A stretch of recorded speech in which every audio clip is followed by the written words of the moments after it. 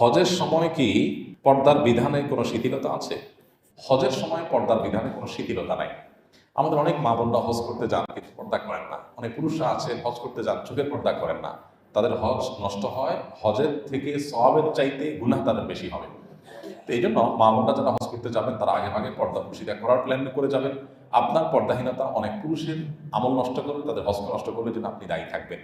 এই জন্য আল্লাহর ওয়াস্তে হজ করতে যাওয়ার আগে পর্দার বিধানগুলো তারা বুঝে যাবেন। আপনি সেখানে গেলে বিভিন্ন দেশে মেয়েদেরকে দেখবেন তারা পর্দা করছে না সঠিকভাবে, এটা দেখে আপনি প্রতারিত হওয়ার কোনো কারণ নেই বা এটা বিভ্রান্তিতে পড়ার কোনো কারণ নেই, কারণ তারা ভুল করছে। কারণ ভুলটা আপনার জন্য রেফারেন্স হতে পারে না, আপনি কারো ভুলকে অনুসরণ করতে পারেন না।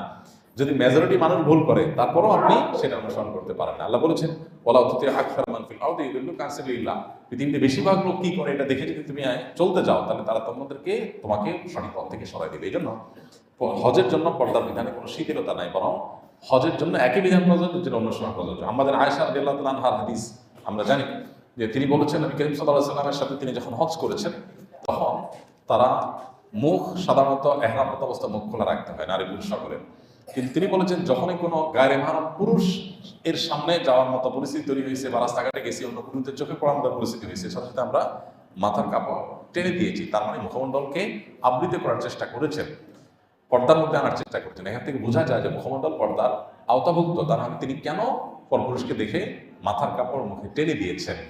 এই জন্য মা বোনদের আজকাল যে লক্ষ লক্ষ মানুষ হজ করে, এখানে রুমের বাইরে যখনই আপনি যাবেন রাস্তাঘাটে বা হজের বিভিন্ন কাজ করতে, তখন অবশ্যই আপনার মুখের যে সৌন্দর্য সেটাকে আপনাকে আবৃত করার চেষ্টা করতে হবে।